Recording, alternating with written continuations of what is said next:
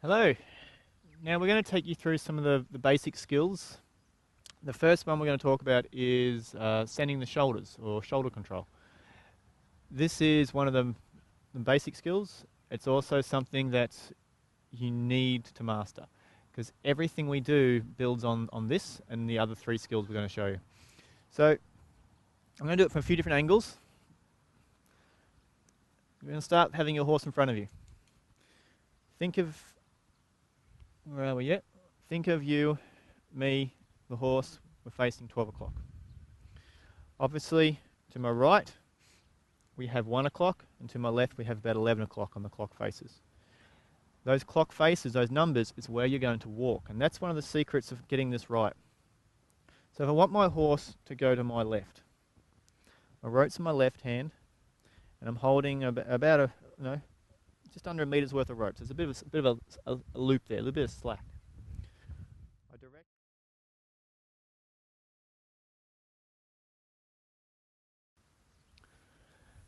Hello, welcome to the next basic exercise. This one is going to look at getting your horse's hindquarters to yield. A hindquarter yield, or an indirect rein. Means the same thing. So, let's use move the shoulders, get our horses going forward. We're going to talk about the going forward in the next video, so don't stress about that. Once the horse is going forward, I want to influence the back end. I want to influence my horse's hindquarters to yield away from me. And it should look something like that. Okay? The idea is the horse's front end comes to a stop. The front end comes to a stop. And now as I lift my hand, I'm lifting it in time with his outside leg, his outside hind leg coming through, so that as I lift my hand, it steps wide. Okay, welcome to our next one.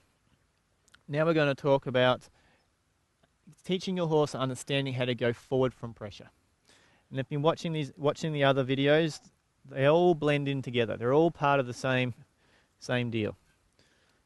And what I'm doing right now is all the exercise is. Make sure your horse feels comfortable and understands that energy from behind, and behind meaning from behind his shoulder, behind the drive line. There's an imaginary line through the horse's shoulders about here. We call that the drive line.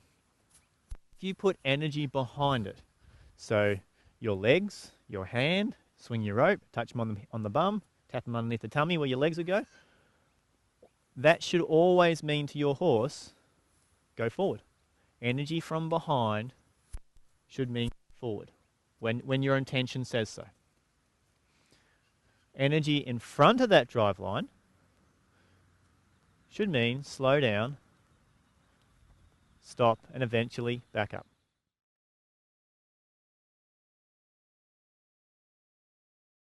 Hello and welcome to one of our next videos.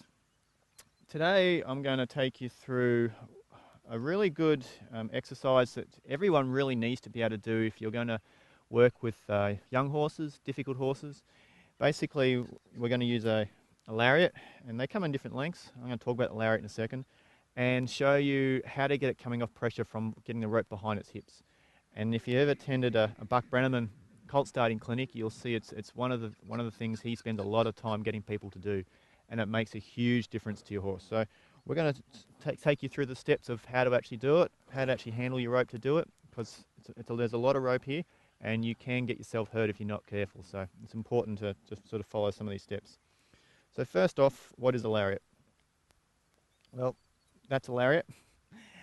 They come in different lengths, as I said, 45 foot, 60 foot, even longer. This is a synthetic, a poly, and you can get them in a few different types, but you just want a synthetic one.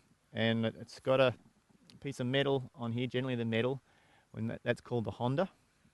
And again, if you're buying a lariat, I've got what's called a Buck Brenneman rope with a Buck Brenneman Honda. And just the shape of the Honda and the way your rope moves makes a world of difference to how your you can do stuff. So it's worth paying a few extra dollars to get a decent Honda, and I recommend the Buck Brennan one because I'm using it and I know it works. There's also, I've got a rawhide Honda, and the reason I have another rope with a rawhide on it is so when I'm working around horses' legs or maybe throwing them over their heads and things like that, I haven't got a piece of metal which might hit my horse in the eye. It's rawhide, so it's a bit kinder, and it's not metal flying around. So it's not wrong to use a metal one. It's just that know what you're doing, and if you're working near the front end of your horse, maybe you don't want metal flying around. Work at the back end, not such a big deal. Hello, welcome to another float loading session. This time we've got another horse who's a different kettle of fish. A lot more curious, a bit more confident, but he's got his own problems, pushiness, chomping on you sometimes. So we're just going to talk you through how I deal with this guy. So nothing's changed. Direct the nose, push the hip,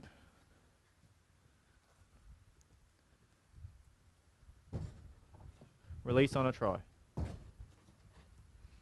He's doing lots of exploring. Again, this guy's never been on this horse float before. And he's quite young. He's only just coming through.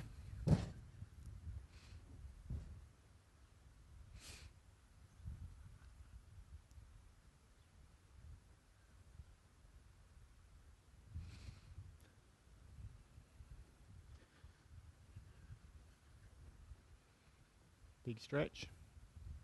Yeah, bring your back feet up.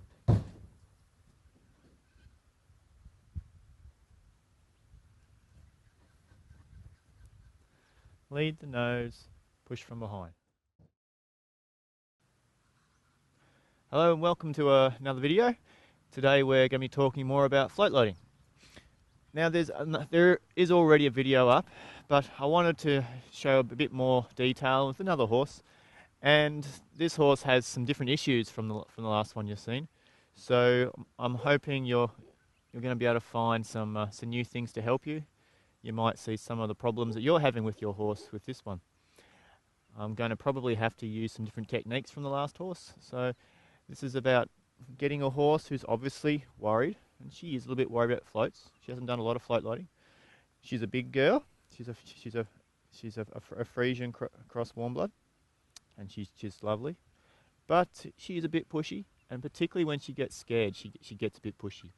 So I think some of the techniques we're going to show you here might be a bit useful for you. So straight off, it's all about controlling her feet, getting control of her feet.